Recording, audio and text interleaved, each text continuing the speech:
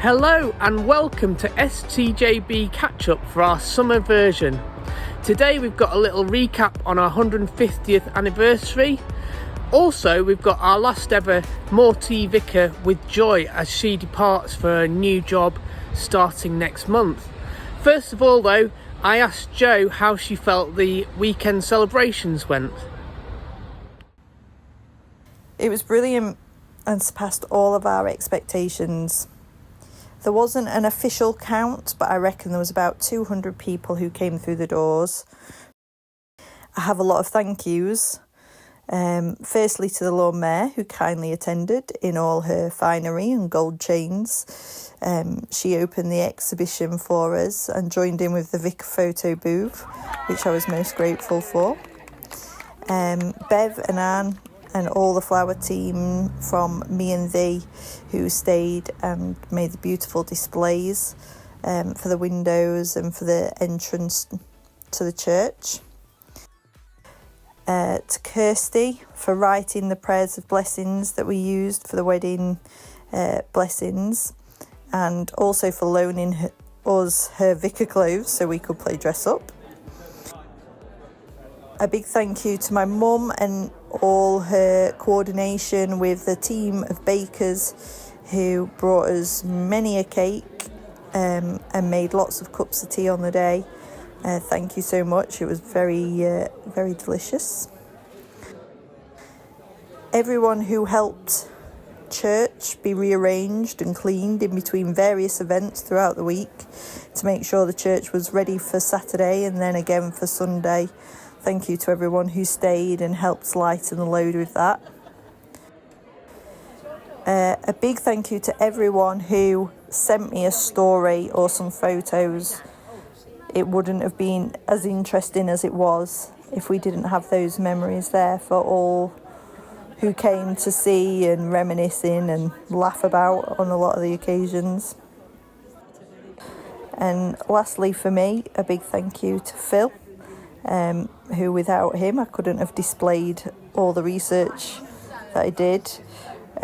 He even worked it out to the millimetre square how big they needed to be. So thank you as always, Phil, for making my visions come to life. The biggest highlight I think for me was the wedding blessings. They were so special. We had 6 couples signed up before the actual day and who had decided that they wanted to take part, but then another 7 couples joined in ad hoc spontaneously on the day. All of them hold St John's in their hearts.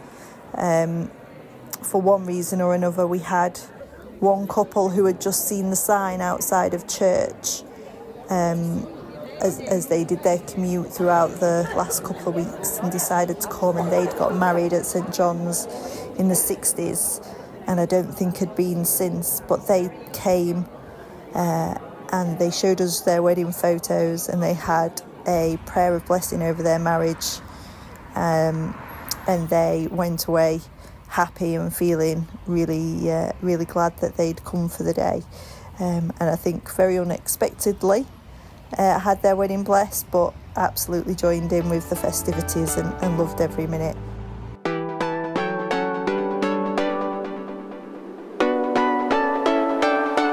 Now it's time for Morty Vicar. So I'm here with Joy and Molly the dog for a Morty Vicar. Have we got any tea today, Joy? No, we've just got a very old coffee. Yeah. Old coffee. I've specifically made a tea. Molly's quite interested though, look. Oh yeah. Got a caffeinated dog here. Oh gosh. There we go. Yeah. Brilliant. Okay, so you've got, I think I'm right in saying, under 2 weeks left. Under 2 weeks left. I know. From St John's. Such a strange time. It's sad and weird all at once. Yeah. Yeah.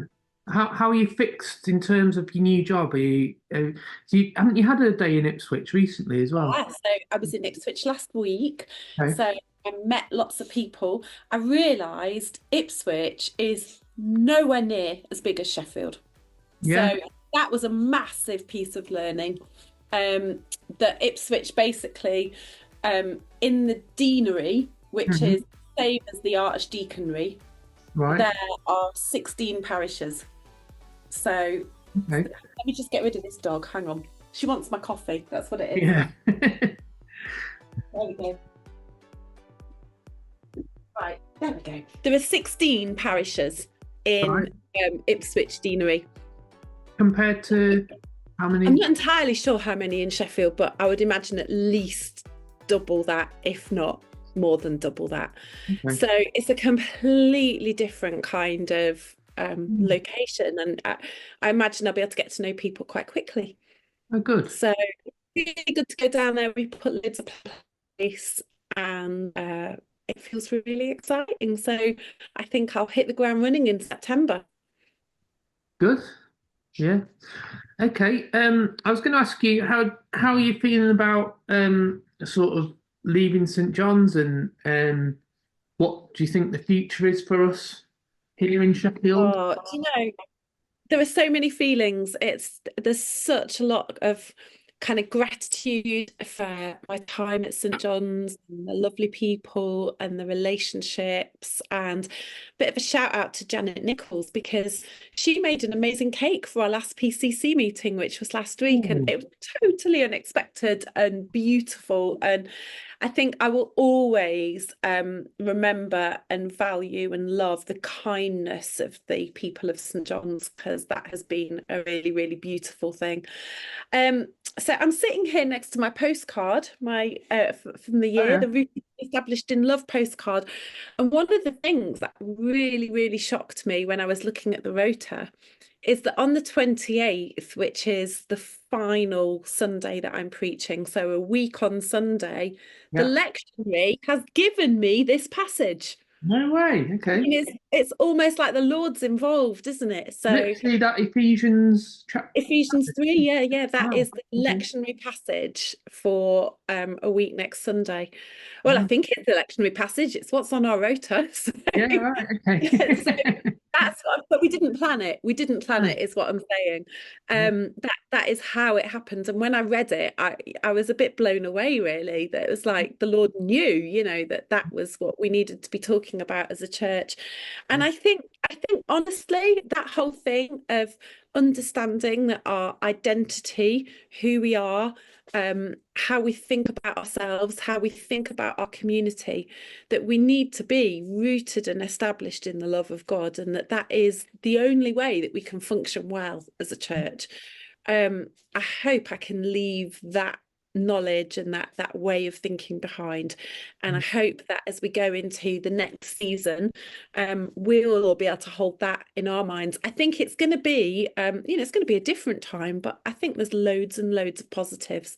So Toby, who's coming in from September to kind of be an interim oversight person, Yeah. is just brilliant and really, really experienced and really, really lovely.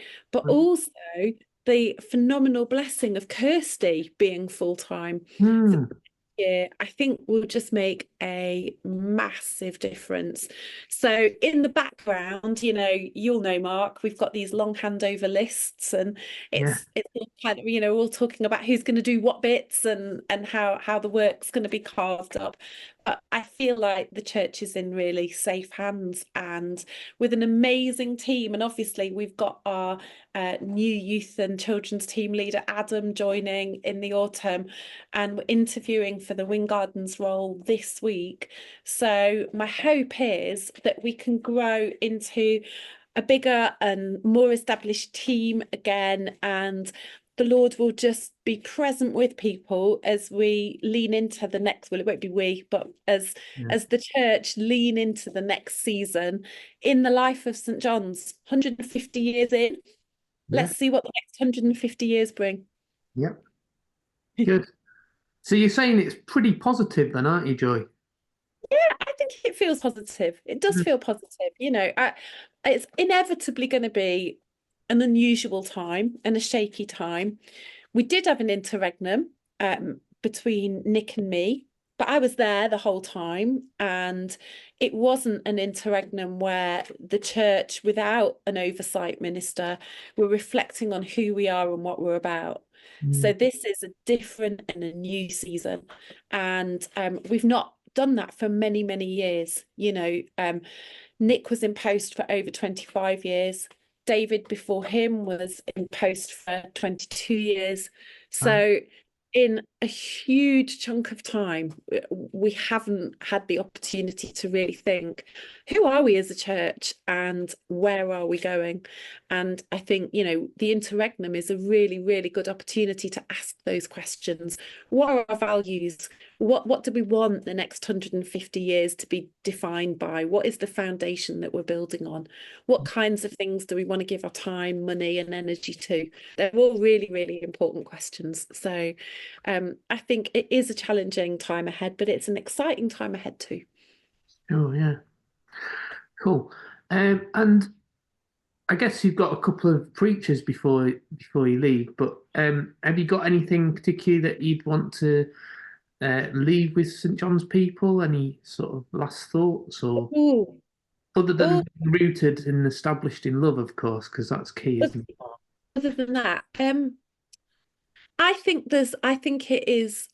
I used to talk a lot, a couple of years back. I mean, I've still talked about it recently, but I used to talk a lot about us being a church that gives ourselves away.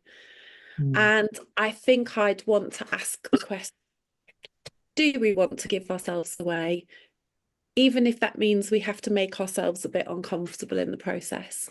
Do we want to welcome people into the church who maybe aren't like us and don't think like us, or have different kinds of lives and experiences, and maybe don't know Jesus in the way that we do? Are we prepared to make the accommodations and the changes that we would need to make to do that really well, and make St. John's a church that is for new people as much as it's a church for people who've been there and served faithfully for many, many years? Yeah. Okay. Good. Well, Yeah, thanks. just a huge thank you to everyone for the way that they have looked after us and taken care of us and prayed for us and supported us. And we will really miss people.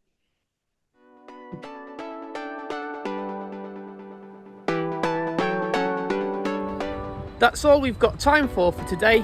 Thanks for watching. Join us again next time.